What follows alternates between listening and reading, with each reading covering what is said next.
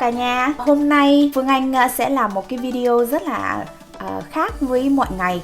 Vì hôm nay là một ngày rất là mưa và lạnh, nên Phương Anh nghĩ là mình sẽ làm một cái trò chơi gì ở nhà.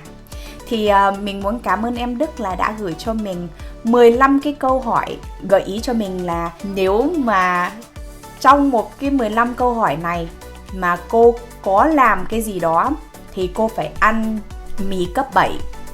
Phương Anh, các bạn cũng vừa nhìn thấy là Phương Anh cũng nấu mì cấp 7. Đây là rất là cay mà Phương Anh đã ăn một lần khoảng mấy năm trước rồi, mà sau khi đó cũng rất là khó chịu. Có sẵn một cái cốc sữa để làm dịu đi một chút, cũng chưa sẵn sàng hẳn. Nhưng mà thôi, mình làm cái này cho vui nha. Tại vì tiện bây giờ đang dịch nên cũng không có đi đâu được. Nên Phương Anh sẽ làm cái này cho mọi người coi, và mong là thưởng thức và vui cười cùng với Phương Anh. Nếu mà có cái câu trả lời nào mà Phương Anh có làm thì Phương Anh phải ăn một miếng, nhưng mà không được giải thích. Nên nên nghe như thế nào ấy mà mong mọi người sẽ hiểu cho Phương Anh, không phải là Phương Anh là người xấu nha. Tại vì Phương Anh thật ra là không được biết cái câu hỏi. Ekip của Phương Anh đọc trước rồi, tự soạn lại để câu hỏi nó chuẩn hơn, nhưng mà Phương Anh cũng chưa biết cái câu hỏi như thế nào. Nên thôi mình bắt đầu nha. Have you ever cheated on a test? Bạn đã bao giờ gian lận trong một bài kiểm tra?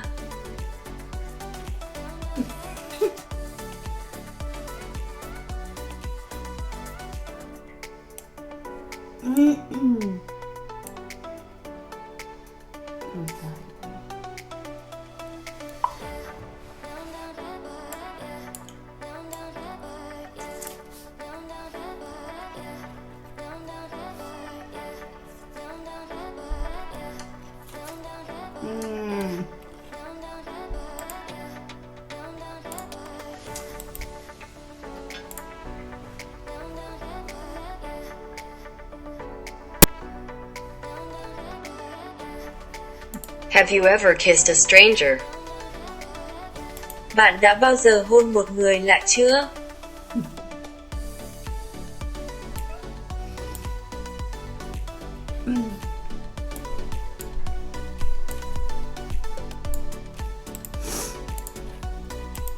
Have you ever lied about your age? Bạn đã bao giờ nói dối về tuổi của mình chưa?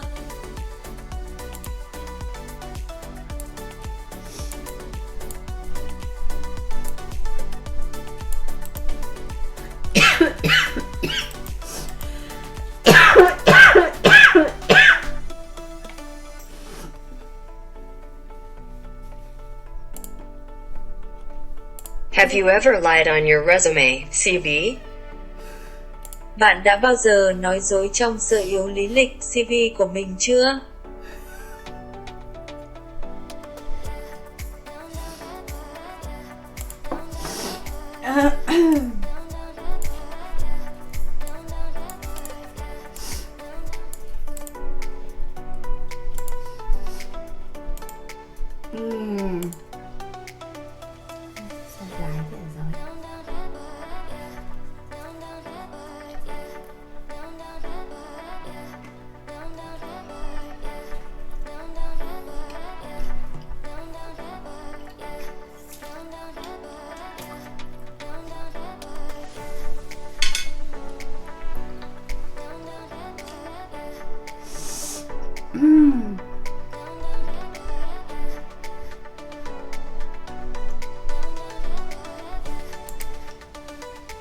Have you ever pretended to be someone else on the phone?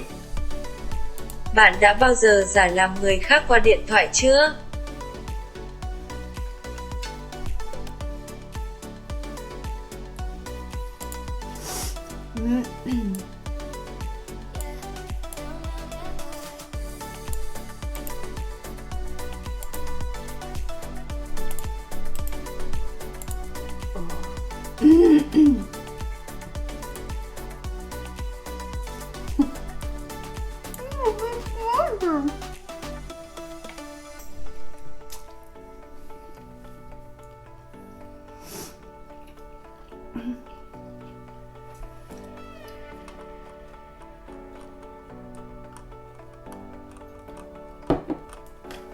Okay,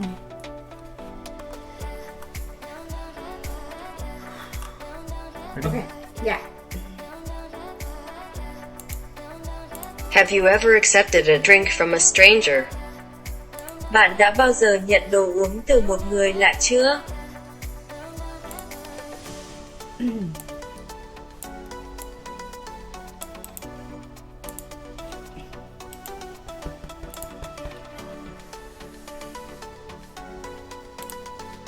Have you ever yelled at a student? Bạn đã bao giờ la mắng học sinh chưa?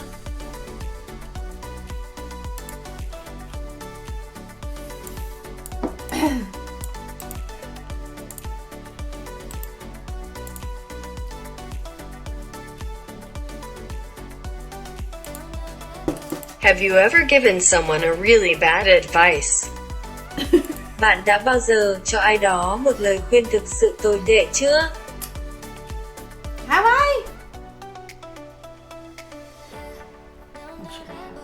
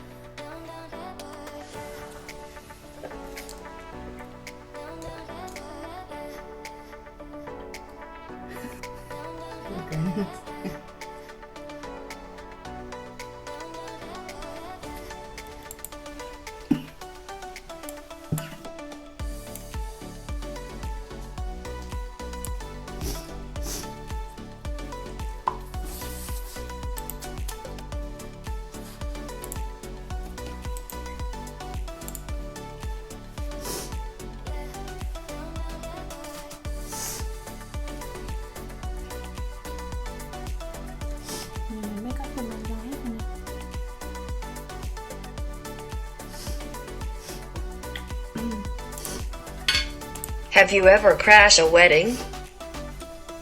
Bạn đã bao giờ phá đám cưới chưa?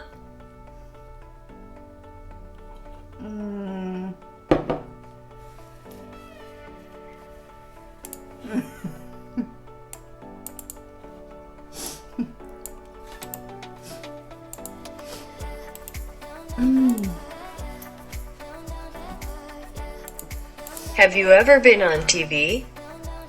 Bạn đã bao giờ được lên truyền hình chưa?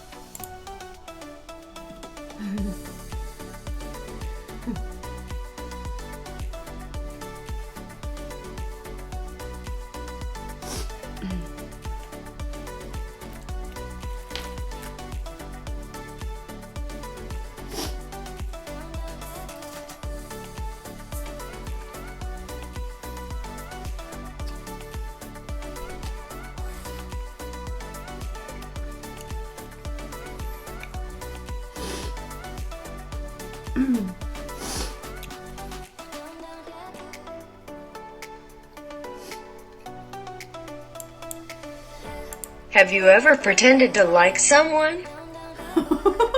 Bạn đã bao giờ giả vờ thích ai đó chưa?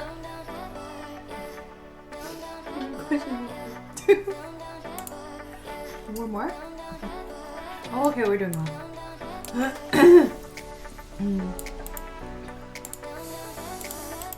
Ah.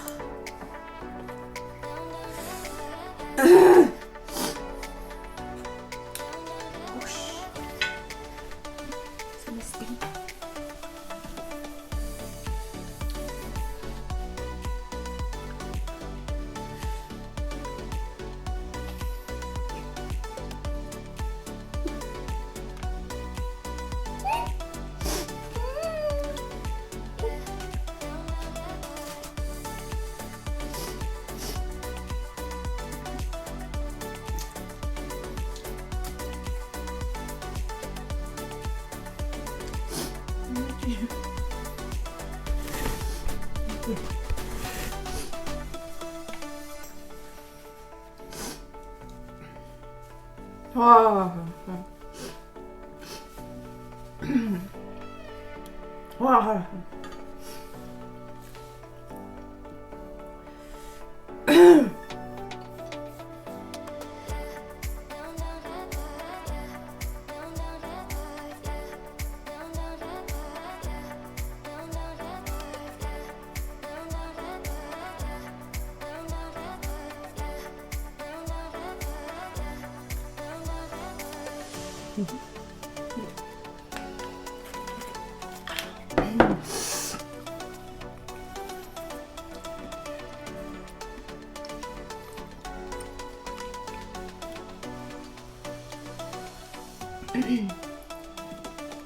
Why is there so much more? The way it didn't even change.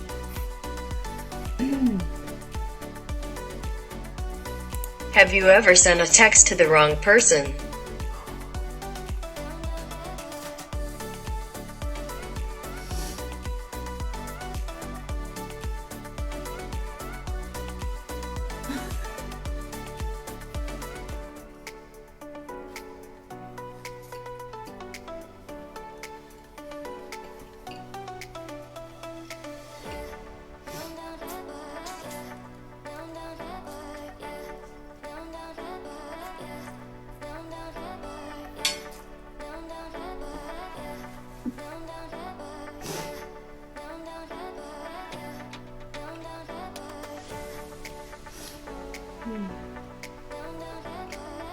How many questions left?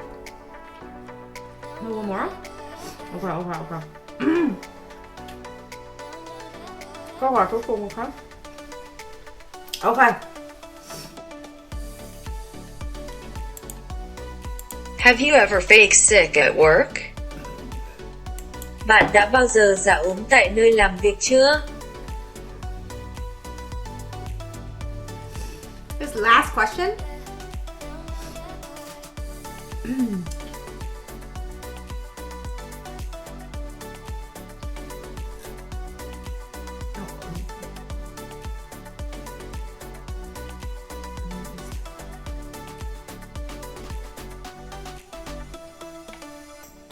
know this feeling.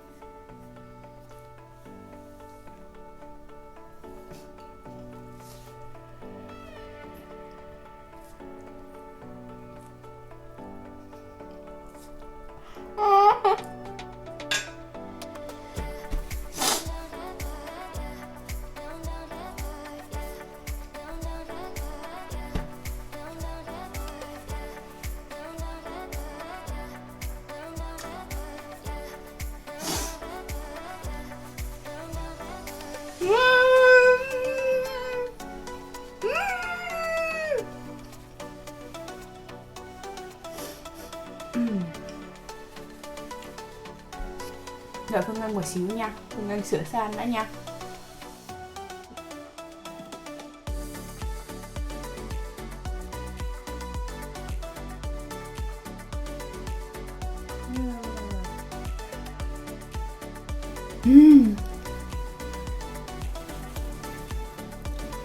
Oh, I don't feel well.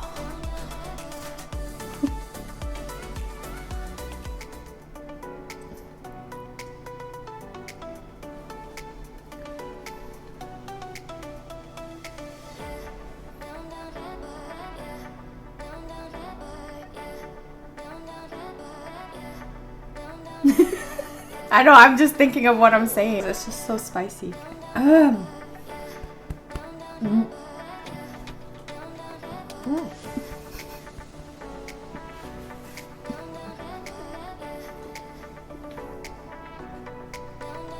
Ok, cảm ơn cả nhà hôm nay đã join mình nha.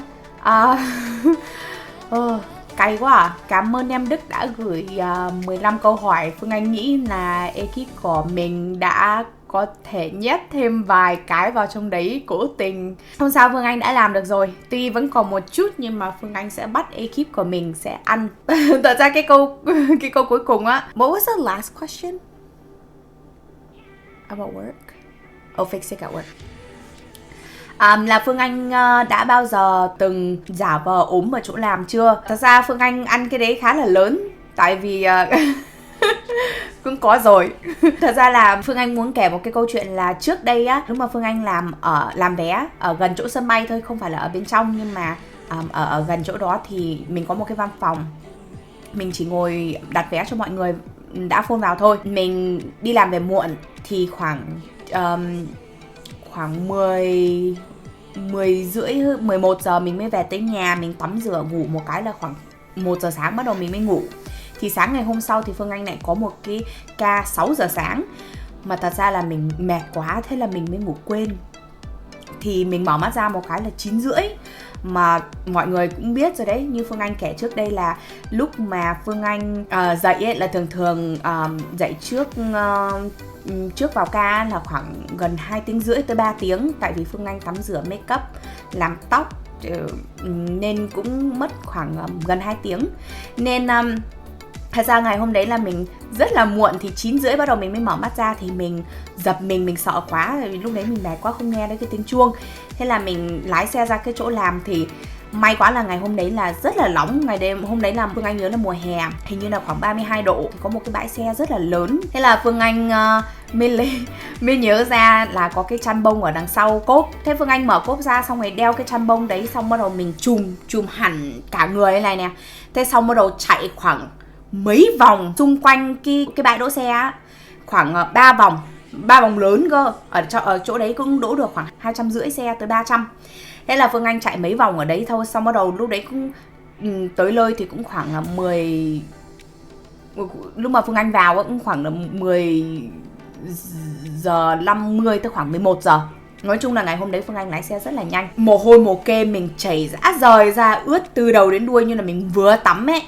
Thế xong bắt đầu mình má thì hồng rồi. Thế là Phương Anh đi vào. Thế là ngày hôm đấy là cố tình không có make up. Tóc thì để bù xù, mình còn chạy vài vòng nữa. Mà tóc mình thường là mình búi đẹp lắm. Nhưng mà ngày hôm đấy nhá, mình xong rồi còn kiểu rất ít tóc ra cho nó rụng rời xuống ấy. Thế xong bắt đầu mình chạy vào. Thế mình đi tìm sếp của mình. Chị hơn mình có vài tuổi thôi. Thế là mình ra chỗ đấy thì chị bảo là ô, từ sáng đến giờ làm sao đấy mà cũng không gọi vào. Thấy lo. Tại vì Phương Anh là người là hay có trách nhiệm với công việc. Thế là ngày hôm đấy thì mình may quá không có make up, mặt thì trắng bệch ra. Thế xong rồi ra chỗ đấy, xong rồi mình chị em xin lỗi nha, không phải là em quên không đi làm đâu, mà vì em sốt quá, em định đi ra bệnh viện. Nhưng mà em thôi em cố gắng em đi ra chỗ làm. Tại vì em thấy áy náy quá, mọi người đang làm mà em lại nằm ở viện cũng không có tốt. Thế là chị ấy may quá lại không mắng mình, mà chị lại rất là thương. Chị bảo thôi em sốt cao như này, thấy là mồ hôi mồ kê như thế này rồi, thôi em đi về đi, không sao đâu. Hôm nay chị trả lương cho em cứ về nghỉ ngơi đi. Rồi ôi thích quá. Ngày hôm đấy Phương Anh lái xe vừa tủm tỉm cười. Đấy là lần đầu tiên mà Phương Anh là ngủ quên thôi, chứ không phải cố tình. Nhưng mà ngày hôm trước cũng đi làm về mệt quá mà làm. Phương Anh lúc mà làm ở sân bay ấy, tại vì giờ giấc mà, thế nên Phương Anh cũng ít khi được kiểu như là nghỉ ngơi tử tế. Mà ngày hôm đấy rất là mệt, ngày hôm trước ấy rất là mệt. Đúng rồi, mình ngủ quên. Mới cả có một lần thì Phương Anh cũng làm ở chỗ vé đấy. Thế là Phương Anh mình ngồi xong rồi ngủ gật như này nè.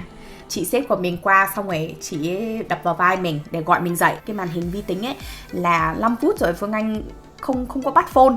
Thế là chị sợ bị làm sao, thế chị mới ngó vào mình như thế này. Thế là Phương Anh mới mở mắt ra một cái, không thấy có cái tiếng động gì, nhưng mà chị có ấy vào vai mình như này này, chị gọi mình dậy. Thế là mình hoảng quá không biết làm gì. Phương Anh như này chứ.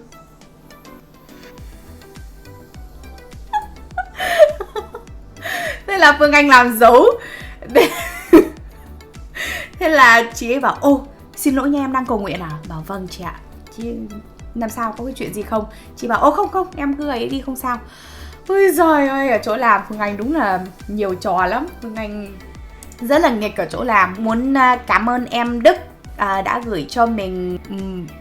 Phương Anh nghĩ không phải là hết 15 câu đâu, mình cũng chưa được đọc hết. Mình cho ekip mình làm nên bây giờ mình sẽ đọc lại những cái câu kia. Thế mình muốn cảm ơn mọi người hôm nay đã join mình. Phương Anh muốn chúc mọi người mạnh khỏe và gặp nhiều may mắn. Mong sẽ gặp mọi người trong video sau nha. Tuần sau Phương Anh sẽ làm một cái gọi là Christmas special, thì là cho Giáng sinh riêng.